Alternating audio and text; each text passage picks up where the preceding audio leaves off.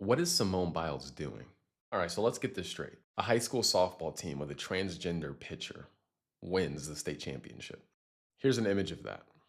This is in Minnesota. So these are the type of things that Tim Walz in Minnesota support. So then Riley Gaines makes a post. Also, before I get into this, I also find it interesting that the other team in the championship didn't even score a run. Now let's go to Riley's post. Riley said, comments off, LOL. To be expected when your star player is a boy. Then under that, she says, girls sports in 2025, a 6-0 shutout by a dude named Marissa, backed 100% by Minnesota Democrats. So then Simone Biles comes out of nowhere, like nowhere, and says this. At Riley Gaines, you're truly sick. All of this campaigning because you lost a race. Straight up sore loser.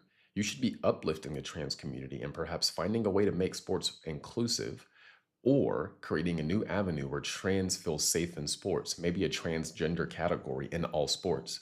But instead, you bully them. One thing's for sure is no one in sports is safe with you around. Then after that, Simone Biles went on to say, bully someone your own size, which would ironically be a male, which was a massive swing and a miss for a multitude of reasons. One, Riley Gaines is like 5'5", probably 130 to 140. It's not really a manly size. Second off, it completely and ignorantly ignores the physiological differences between men and women.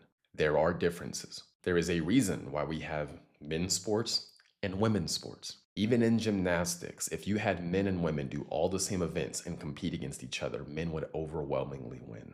And if she was made to compete against men in that way, she would not have all these gold medals. That's just the reality. It's kind of wild because her entire reputation is built off of the fact that our country has protected women by keeping men out of women's sports. If women didn't have that protection, we wouldn't know who Simone Biles is. We wouldn't have Olympic champion in her bio.